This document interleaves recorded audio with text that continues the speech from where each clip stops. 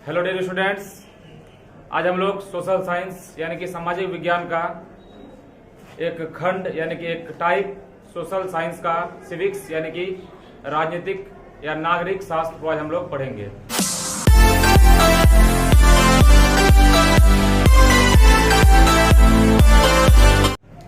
तो 10 क्लास के नागरिक शास्त्र का सबसे पहला चैप्टर है लोकतंत्र में सत्ता की साझेदारी। देखिए, सबसे पहले ये समझिए कि सोशल साइंस 5 किताबों में बटा हुआ है। सिविक्स, हिस्ट्री, ज्योग्राफी, इकोनॉमिक्स और डिजास्टर मैनेजमेंट। तो हम लोग सिविक्स यानी कि नागरिक शास्त्र को आज पढ़ने वाले हैं। तो नागरिक शास्त्र का एक चैप्टर लोकतंत्र में सत्ता की साझेदारी को समझने से पहले कि समझ लेते हैं कि नागरिक शास्त्र किसे कहते हैं। देखिए, नागरिक शास्त्र मतलब, देखिए नागरिक मतलब क्या होता है? नागरिक मतलब जनता, आम जनता, लोग, ठीक है। आखिर नागरिक शास्त्र होता क्या है? तो नागरिक शास्त्र यह एक ऐसी विषय होती है जो हम सभी को एक अच्छी नागरिकता का अध्ययन कराता है तथा मौलिक कर्तव्य का ज्ञान कराता है। मतलब नागरिक शास्त्र को पढ़कर हम लोग ये जानेंगे कि हम लोग एक अच्छा मनुष्य कैसे बन सकते हैं, एक अच्छा आदमी का पहचान क्या है, एक अच्छा आदमी समाज में कैसे जीता है, एक अच्छा आदमी समाज में, सोसाइटी में कैसे रहता है, क्या उसका कर्तव्य है, एक आम आदमी का क्या ताकत है। इन्हीं सब चीजों के बारे में हम लोग नागरिक शास्त्र यानी कि सिविक्स में पढ़ेंगे। तो उसी में से एक चैप्टर है लोकतंत्र में सत्ता की साझेदारी। लोकतंत्र में सत्ता की साझेदारी का मतलब क्या होता है? देखिए, पहले समझिए कि लोकतंत्र क्या होता है। लोकतंत्र शाब्दिक अर्थ लोगों का शासन। लोकतंत्र का शाब्दिक अर्थ होता है लोगों का शासन, यानी कि लोकतंत्र में लोग शासन करता है। लोग मतलब जनता, पब्लिक, आम आदमी शासन करता है। लोकतंत्र का मतलब एक व्यक्ति, एक वोट, एक मोल, यानी कि एक व्यक्ति का एक ही वोट होगा और वो वोट का एक मोल होगा। एक आम आदमी का क्या ताकत है बताओ? एक आम आदमी का ताकत है वोट उसका सबसे बड़ा ताकत है, क्योंकि उस वोट का ऐसा मोल है जिसको हम पैसा से भी नहीं खरीद सकते हैं। तो लोकतंत्र में जो जनता होता है वो फ्रीली कोई भी काम कर सकता है। दुनिया में 5 तरह का गवर्नमेंट चलता है, उसमें से सबसे अच्छा गवर्नमेंट लोकतंत्र का होता है, डेमोक्रेसी, ठीक है। तो लोकतंत्र शाब्दिक अर्थ लोगों का शासन, यानी कि हम कह सकते हैं कि लोकतंत्र एक ऐसी शासन व्यवस्था है जिसमें जनता अपना शासक खुद चुनती है। लोकतंत्र में क्या होता है कि जनता अपना शासक खुद चुनेगा, अपना राजा खुद चुनेगा। लेकिन राजतंत्र में क्या होता है कि राजतंत्र में राजा का बेटा ही राजा बनेगा, मतलब उसी का वंशज ही राजा बनेगा। जैसे मुगल एम्पायर में सबसे पहला मुगल एम्पायर बाबर था। बाबर के बाद हुमायूं आया, अकबर आया, यानी कि कहीं ना कहीं जितना भी राजा थे मुगल एम्पायर के, सभी का ब्लड का रिश्ता था। मतलब बाबर का बेटा आया, फिर उसका बेटा, फिर उसका बेटा। कोई आम आदमी मुगल एम्पायर का राजा नहीं बन सकता था। लेकिन सिविक्स में ऐसा कोई बात नहीं है, लोकतंत्र में ऐसा कोई बात नहीं है। लोकतंत्र में कोई भी आदमी शासन कर सकता है, कोई भी आदमी राजा बन सकता है, अगर किसी एक आदमी को हर आदमी पसंद कर रहा है। जैसे इलेक्शन में क्या होता है, इलेक्शन में पंचायती चुनाव होता है या राज्य स्तर पर या केंद्र स्तर पर, तो एक पीएम बनता है, एक सीएम बनता है। उसको कौन चुनता है? उसको एक जनता चुनता है, आम आदमी चुनता है। जिधर बहुमत ज्यादा, मान लीजिए 2 आदमी कैंडिडेट है, तो दोनों कैंडिडेट में जिस कैंडिडेट को सबसे ज्यादा लोग पसंद करेगा, यानी कि जिसके पास सबसे ज्यादा लोगों का प्यार होगा, वोट होगा, वही कैंडिडेट राजा बनेगा, उसी के पास सत्ता रहेगा, ठीक है। तो लोकतंत्र में ऐसा कोई बात नहीं कि कोई एक आदमी ही राजा रहेगा, उसमें कोई भी राजा बन सकता है। राजा मतलब कोई भी सरकार चला सकता है, बस उस आदमी को सारा लोग सपोर्ट कर दे तो सत्ता संभाल सकता है। तो यहां पर लोकतंत्र एक ऐसी शासन व्यवस्था है जिसमें जनता अपना शासक खुद चुनती है, ठीक है। और लोकतंत्र, ये जो शब्द लोकतंत्र है, इसका इंग्लिश होता है डेमोक्रेसी, DEMOCRACY, डेमोक्रेसी। तो डेमोक्रेसी यह ग्रीक भाषा का दो शब्द से बना है, डेमोस और क्रेसिया। मतलब डेमोस और क्रेसिया जो है, इसका अर्थ क्या हो गया? जनता का शासन। ठीक है, तो जनता का शासन क्यों हुआ?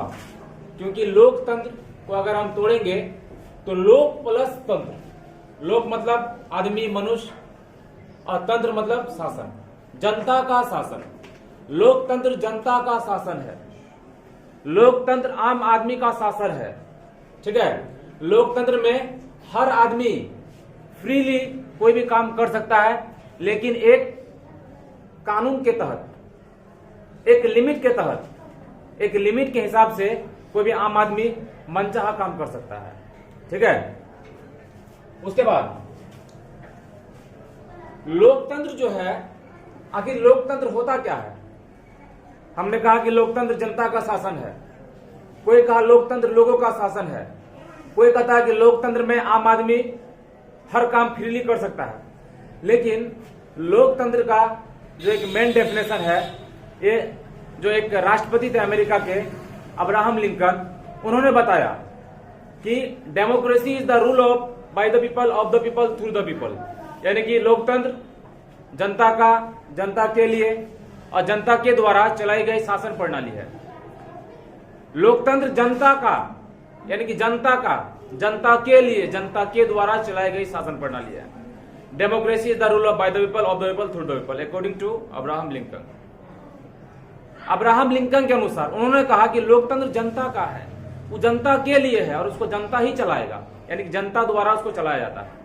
ठीक है, लेकिन राजतंत्र में क्या होता है कि जनता का नहीं है, वो राजा का है, राजा का बेटा का है, राजा के रिश्तेदार का है।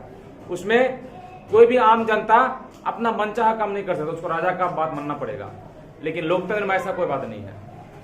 लोकतंत्र में हर जनता अपना मनचाहा काम कर सकता है, लेकिन उसका भी एक रूल है, एक नियम है। जैसे मान लिए कि हम कहें कि लोकतंत्र में कोई भी जनता फ्रीली कुछ भी कर सकता है, तो इन्हें कि किसी को खूनो कर देगा। एक लिमिट होता है उसका, एक नियम बनता है, एक संविधान है, कॉन्स्टिट्यूशन है। तो संविधान में बहुत सारा कानून बना हुआ है। ठीक है, कानून का पालन करना है। देखो, एक सच्चा नागरिक हम कब कहलाएंगे? नागरिक शास्त्र हम लोगों को सच्चा नागरिक कब कहेगा?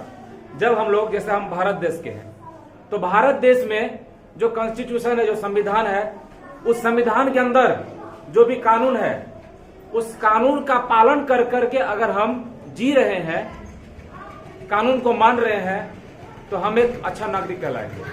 ठीक है, तो लोकतंत्र में क्या होता है कि हर जनता, हर मनुष्य फ्रीली अपना कोई भी काम, कोई भी उद्योग, मतलब कुछ भी कर सकता है, लेकिन एक नियम के तहत, एक कानून के तहत। आया बात समझ में?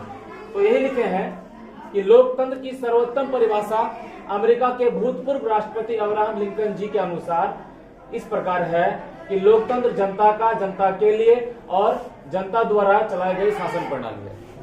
ठीक है, अब देखो, पहला चैप्टर है लोकतंत्र। लोकतंत्र में सत्ता की साझेदारी। इस साझेदारी क्या होता है? लोकतंत्र समझ गए, लोकतंत्र मतलब जनता का शासन, जिसमें जनता राजा होता है, जनता ही प्रजा होता है और जनता ही राजा को चुनता है। लेकिन ये सत्ता क्या होता है? सत्ता क्या होता है? देखो, सत्ता क्या होता है? जैसे मान लिए कि हम कहें कि लोकतंत्र में जनता का शासन है, वो जनता को हैंडल कौन करेगा, उसका देखरेख कौन करेगा? लेकिन शासन तो जनता का है, लेकिन वो किसी ने एक आदमी का बात मानेगा ना, तो उसका एक मेन आदमी होता है ना, जो क्षेत्र के अनुसार अलग अलग भागों में बटा हुआ है। जैसे केंद्र, राज्य, जैसे पीएम, सीएम, एमपी, एमएलए, है ना, इस तरह से बटा हुआ है। ठीक है, तो हर किसी के पास एक पावर है, सत्ता है। सत्ता मतलब पावर, कुर्सी। नरेंद्र दामोदर दास मोदी के पास पीएम का कुर्सी है, Shri Ramnath Kovind president of India, है ना। तो एक पावर होता है, सत्ता। सत्ता मतलब कोई एक पद, है ना। तो लोकतंत्र में सत्ता की साझेदारी, लोकतंत्र है उसमें सत्ता की साझेदारी। सत्ता मतलब पदों का, जो पद है, पीएम, सीएम, एमपी, एमएलए, जिला परिषद, सरपंच, मुखिया, समिति प्रमुख, है ना, इन सबों का पद, इन सबों का बंटवारा, यही हम लोग इस चैप्टर में पढ़ने वाले हैं। आ रहा बात समझ में? अच्छा, लोकतंत्र में सत्ता की साझेदारी का क्या मतलब है बताओ। लोकतंत्र में सत्ता की साझेदारी का ये मतलब है, देखो लोकतंत्र में जो चुनाव होता है दो तरह से होता है, एक प्रत्यक्ष और अप्रत्यक्ष, है ना। और लोकतंत्र का तीन भाग है, लोकतंत्र का तीन भाग है, कार्यपालिका, विधायिका और न्यायपालिका, ठीक है, तीन भाग है। तो विधायिका में क्या होता है कि एमपी एमएलए, है ना, एमपी एमएलए, एमपी मतलब मेंबर ऑफ पार्लियामेंट, एमएलए मतलब मेंबर ऑफ लेजिस्लेटिव असेंबली, ठीक है।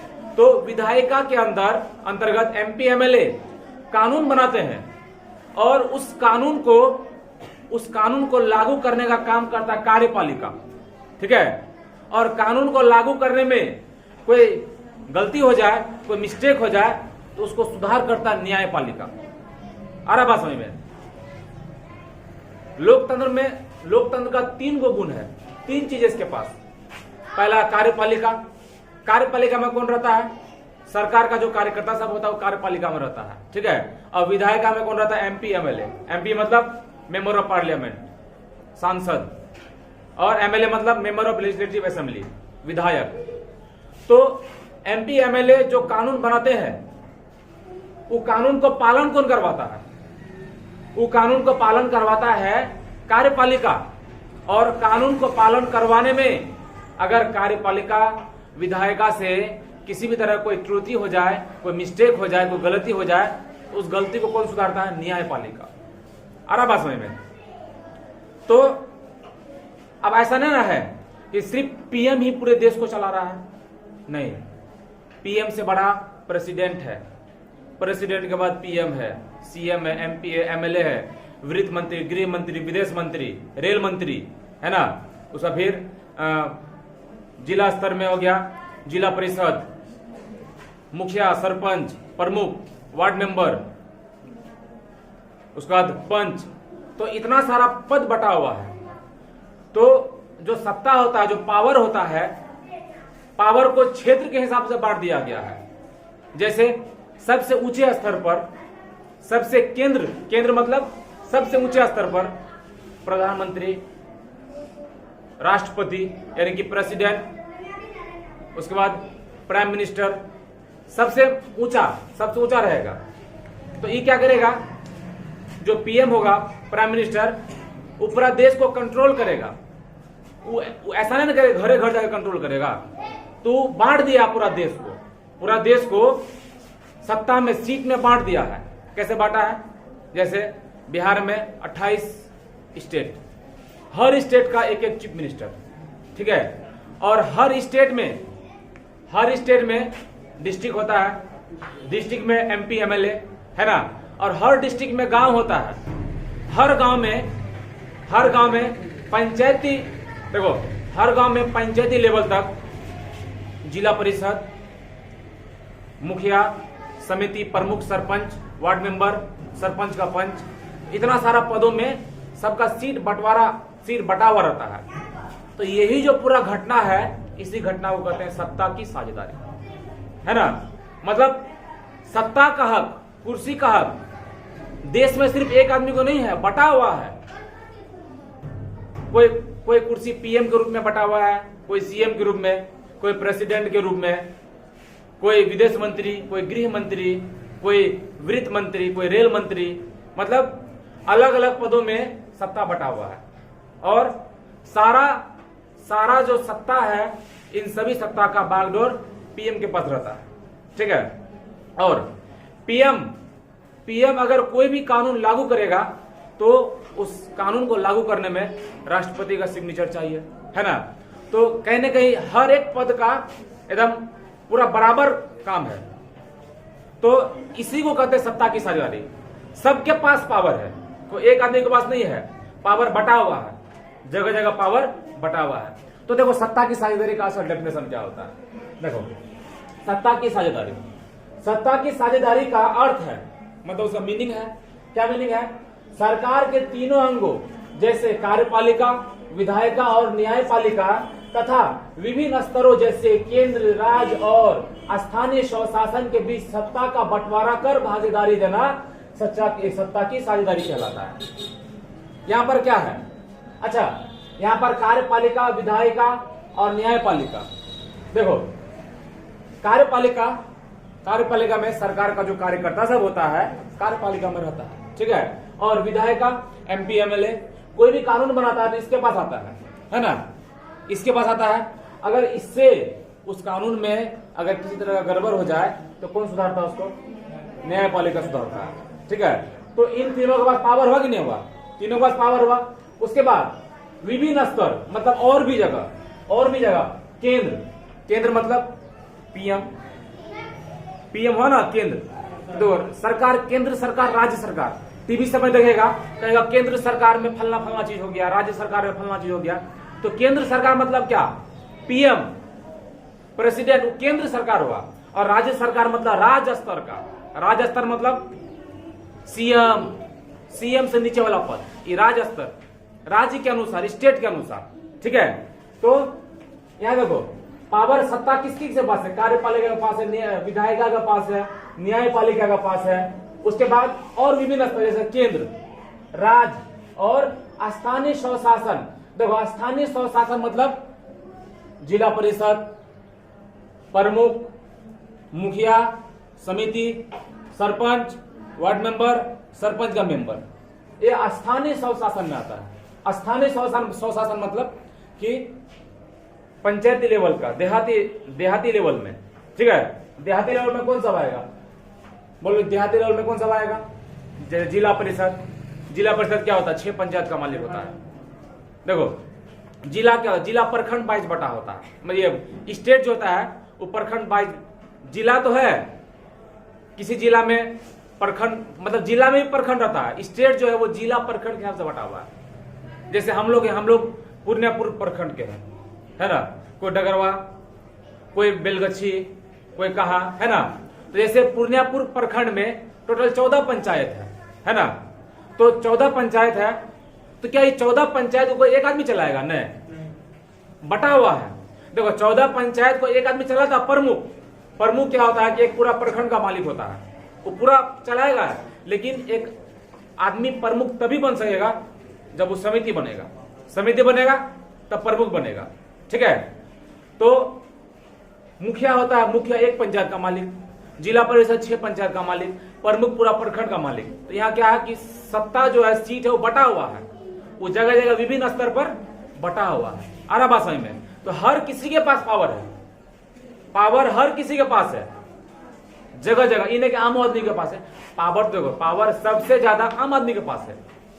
हम ही लोग ना वार्ड मेंबर को बनाते हैं, हम ही लोग सरपंच बनाते हैं, मुखिया बनाते हैं, समिति बनाते हैं, जिला परिषद बनाते हैं, PM, CM, मतलब जितना भी तरह का पद होता है, सरकारी पद होता है, वो सारा कौन डिसाइड करता है? एक आम आदमी डिसाइड करता है ना। तो उसके लिए क्या होता है? इलेक्शन होता है, चुनाव होता है। और चुनाव को कंट्रोल करने वाला निर्वाचन आयोग होता है। निर्वाचन आयोग मतलब जैसे मान लिया कि चुनाव कराना है, तो चुनाव PM नरेंद्र दामोदर वो नहीं कराएंगे, मोदी जी नहीं कराएंगे। उसके लिए एक अलग संगठन है, अलग फील्ड है। उसका कौन सा फील्ड है? चुनाव आयोग, निर्वाचन आयोग। निर्वाचन आयोग चुनाव करा सकता है, ठीक है। तो यही है सत्ता की साझेदारी। एक बार फिर से, सत्ता की साझेदारी का अर्थ होता है सरकार के तीनों अंग। सरकार का कितना अंग होता है? 3 अंग। बोलो क्या क्या? कार्यपालिका, विधायिका और न्यायपालिका। तो इन तीनों अंग में सबका अलग अलग काम है। कार्यपालिका का अलग काम है, विधायिका का अलग काम है, न्यायपालिका का अलग काम है। लेकिन काम सबके पास है। ऐसा नहीं है कि खाली कार्यपालिका का पूरा चला रहा है, ऐसा नहीं है कि विधायक का पूरा चला रहा है। सबके पास कोई ना कोई पावर है। इसके पास क्या पावर है? इसके पास पावर है कानून बनाना। MP MLA क्या करता है? कानून बनाता है। और कानून को पास कौन करता है? कार्यपालिका। और अगर कार्यपालिका में अगर कानून को पास करने में उसको कोई भी मतलब अगर गलती हो गया कानून पास करते, उसको कौन सुधारता है? उसको सुधारता न्यायपालिका। अरब समझ में। उसके बाद केंद्र, राज्य और क्या? स्थानीय स्वशासन। मतलब सबके पास थोड़ा थोड़ा पावर है, कोई एक आदमी पूरा नहीं चला रहा है। तो इसी घटना को क्या बोलते हैं? सत्ता की साझेदारी। अरब समझ में। सत्ता की साझेदारी को समझने के लिए टेक्स्ट बुक में 2 देश का एग्जाम्पल दिया हुआ है। क्या क्या? श्रीलंका और बोलो श्रीलंका और बेल्जियम। आ रहा बात समझ में? तो पहले हम लोग बेल्जियम के बारे में समझते हैं, फिर श्रीलंका के बारे में समझेंगे और दोनों का एग्जाम्पल को मिलाएंगे कि आखिर सत्ता की साझेदारी क्यों होना चाहिए, है ना। मतलब लोकतंत्र में पावर शेयरिंग कहाँ होना चाहिए। अगर मान लें कि सत्ता की साझेदारी नहीं होता तो क्या पीएम पूरा देश को चला पाता? नहीं चला पाता। क्या सीएम पूरा राज्य को चला पाता? नहीं चला पाता। क्या एक मुखिया पूरा पंचायत चला पाता? नहीं चला पाता। एक मुखिया भी अकेला पूरा पंचायत नहीं चला पाएगा। मुखिया पंचायत कैसे चलाएगा? उसके पास मेंबर रहेगा, वार्ड मेंबर रहेगा, ठीक है। वार्ड मेंबर रहेगा तभी मुखिया पूरा पंचायत को चला सकता है। अकेला एक मुखिया का बात बस का बात नहीं, वो पूरा पंचायत को चलाएगा। एक प्रमुख पूरा प्रखंड को नहीं चला सकता अकेला, समिति चाहिए उसको। आ रहा बात समझ में? एक सीएम पूरे राज्य को नहीं चला सकता है, एमएलए चाहिए उसको, विधायक चाहिए, तभी वो पूरा राज्य को चला सकता है। एक प्रधानमंत्री पूरा देश को नहीं चला सकता, एमपी चाहिए उसको। आ रहा बात समझ में? उसको क्या चाहिए? एमपी चाहिए, तभी पूरा देश को चला सकता है। तो पावर हर किसी मतलब क्षेत्र वाइज हर किसी के पास पावर बटा हुआ है। इसी घटना को सत्ता की साझेदारी कहते हैं, ठीक है। और सत्ता की साझेदारी को समझने के लिए हम थोड़ा सा बेल्जियम का एग्जांपल लेंगे, उसके बाद फिर श्रीलंका का एग्जांपल लेंगे। देखो बेल्जियम यूरोप महादेश का एक छोटा सा देश है बेल्जियम, है ना, जिसकी आबादी 1 करोड़ है। कितना आबादी है? 1 करोड़। मतलब लगभग हरियाणा से थोड़ा सा छोटा, मतलब हरियाणा के बराबर। हरियाणा है ना, हरियाणा के बराबर लगभग 1 करोड़ वाला आबादी देश कौन सा है? बेल्जियम है, ठीक है, बेल्जियम। और बेल्जियम की राजधानी ब्रुसेल्स। बोलो बेल्जियम की राजधानी ब्रुसेल्स। देखो बेल्जियम यूरोप का एक छोटा सा देश, आबादी 1 करोड़, हरियाणा के बराबर, क्षेत्रफल किसके बराबर? हरियाणा के बराबर, ठीक है।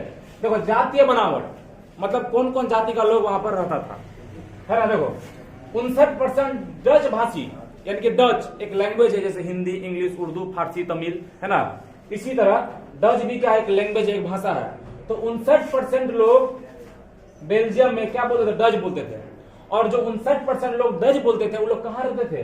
फ्लेमिश एक इलाका है बेल्जियम में, फ्लेमिश एक इलाका है, उसी इलाका में 59% लोग डच बोलते हैं, डच भाषी। जैसे केरल में क्या बोलता है?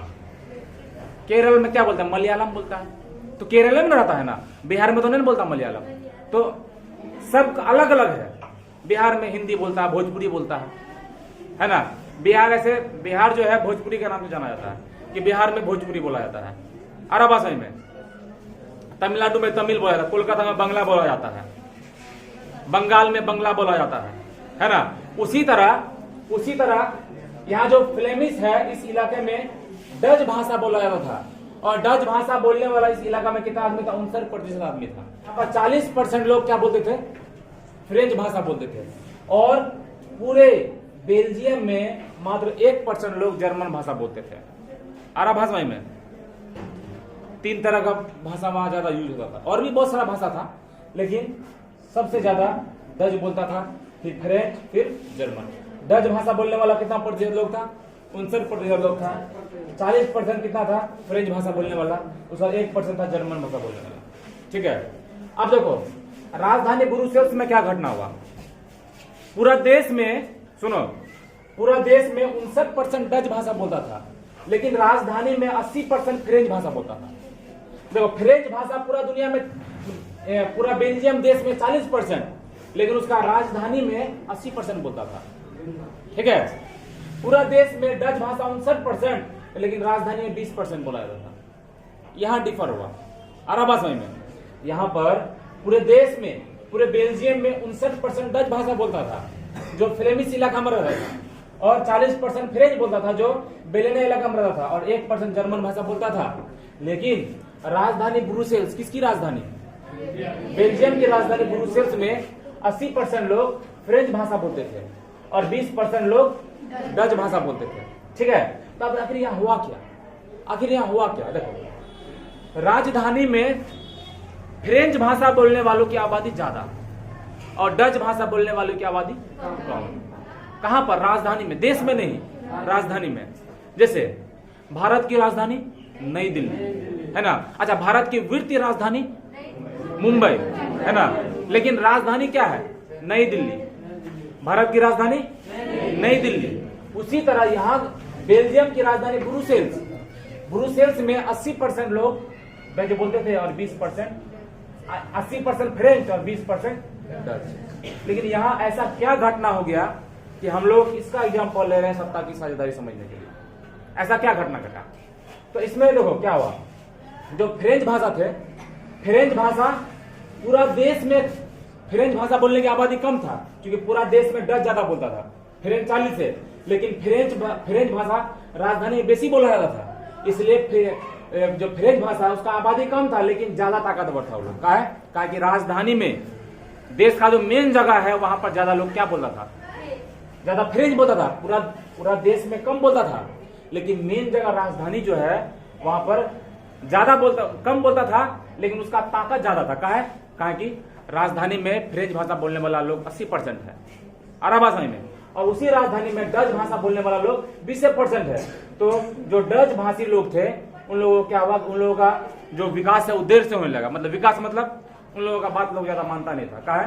कहा कि जो देश का केंद्र बिंदु है, देश का जो मेन जगह है, वहां किसका पकड़ है, वहां किसका पकड़ है, वहां फ्रेंच का पकड़ है, और डच का पकड़ तो है ना, नहीं ना, डच का पकड़ है। तो फ्रेंच भाषा जो लोग बोलते थे उन लोगों को थोड़ा सा ज्यादा अच्छा माना जाता था और डच वाला को थोड़ा सा कम माना जाता था। इसीलिए क्या हुआ कि दोनों भाषा के लोगों में तनाव पैदा हो गया, और 1950 और 1960 के दशक में, यानी कि 10 सालों तक दोनों भाषा बोलने वाले लोग में क्या हुआ, तनाव होता रहा, झगड़ा होता रहा। ठीक है, तो आखिर ये हम काहे लिखा है, तो इससे हम ये बताना चाहते हैं कि अगर हम लोग फ्रेंच भाषा और डच भाषा दोनों लोगों को बराबर दर्जा देते तो तनाव पैदा होता नहीं ना, तनाव पैदा होता। जैसे इंडिया में बहुत तरह का भाषा लोग बोलता है लेकिन किसी को तकलीफ होता नहीं होता है। क्यों? क्योंकि यहाँ पर सबको बराबर का हक मिलता है। जैसे मान लिए कि कोई नीचे जाति का आदमी है तो क्या वो एक किसी सरकारी पद में नहीं जा सकता? जा सकता है। जैसे वो क्या पीएम नहीं बन सकता, सीएम बन सकता है, लेकिन सीट वाइज सबको बराबर मौका दिया है। जैसे अभी मान लिया क्या कि अभी जनरल है, कोई भी उठ सकता है, या हरिजन है, या अति पिछड़ा महिला है, तो सबको मौका दिया जाता है। अगर वही काम यहाँ पर भी होता तो झगड़ा होता क्या? झगड़ा नहीं होता। तो इसीलिए कल पढ़ाएंगे कि यहाँ पर इसीलिए लोग क्या किया, सत्ता की साझेदारी कर लिया। इस झगड़ा को रोकने के लिए लोग क्या कर लिया, सत्ता की साझेदारी कर लिया। यानी कि जितना ज्यादा हक फ्रेंच को है उतना ही हक डच बोलने वालों को भी है। ठीक है, अगर फ्रेंच बोलने वाला कोई भी सरकारी पद में जा सकता है तो डच बोलने वाला भी जा सकता है। इसीलिए इसी घटना को देखते हुए यहाँ पर भी वहां का लोग क्या किया, सत्ता की साझेदारी किया।